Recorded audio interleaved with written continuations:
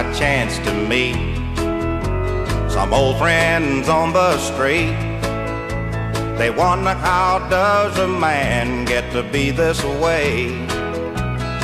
In one word, integrity. Personable. What I would hope we all aspire to be. Decent. Honest. I don't know that you can describe him in one word, but if you had to, it would be honest. One word, loyalty. Southern gentleman. That's who Bob was. He was a true Southern gentleman. When you think about Bob, Mike can describe him with 3 B's. One of them is that he's believable. Another that describes Bob is that he was brief. And finally, that he would be there. He would be there for you. Bob always represented continuity. He was the direct link to all the watershed events and movements in the modern history of FEA dating back to the 1960s. In some respects, I think you could say Bob was FEA. He was around since the beginning of the real union movement in Florida. I mean, you know, we started in 1886, but it didn't really take off until the 1960s. Bob was around in those days of just trying to build the organization.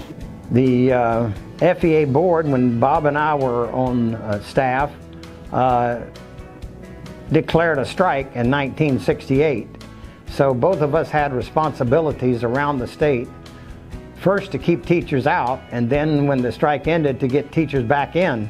And Bob always believed that the moment would come when the leaders of FTP-NEA and FEA United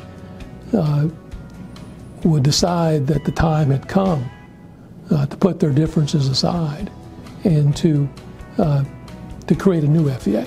And he was totally involved in the merger process. I think the respect that he had from both sides. Once the people from FTP-NEA met Bob and learned what his leadership style was and his personality and his honesty, he was greatly respected by both sides. In fact, John Ryer told me recently that he didn't believe that the merger between FTP-NEA and FEA United would have occurred if it hadn't been for Bob's leadership and his diligence to see that it happened. I didn't know Bob before then. I came from the NEA side of the house. He came from the FEAU side of the house. And so during merger talks is when I started to know Bob. And so through that, we built a relationship. He was always a straight shooter. He wasn't very out front. You know, he didn't like being out front, but he was solid as a rock. And every time we used to get into hard times, people would say, well, what did Bob think? What's Bob think?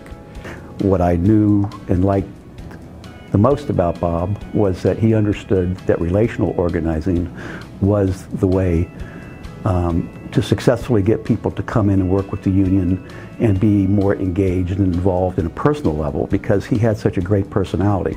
He cared dearly about this organization, and he was a big-time family guy. Cared about his family, he cared about his organization, and that always struck me.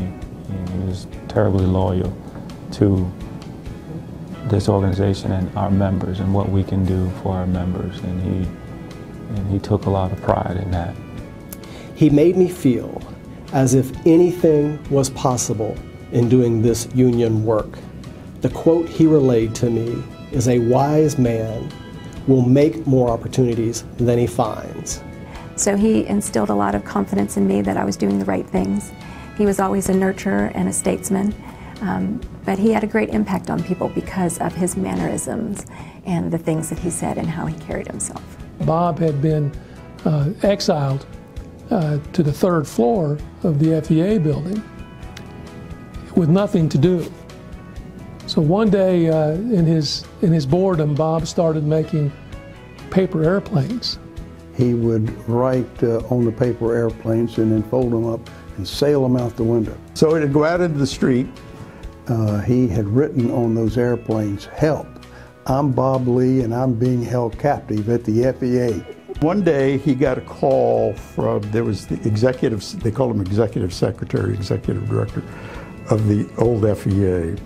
And Dr. Johnson was famous for only having the document that he was currently working on as the sole item on his desk.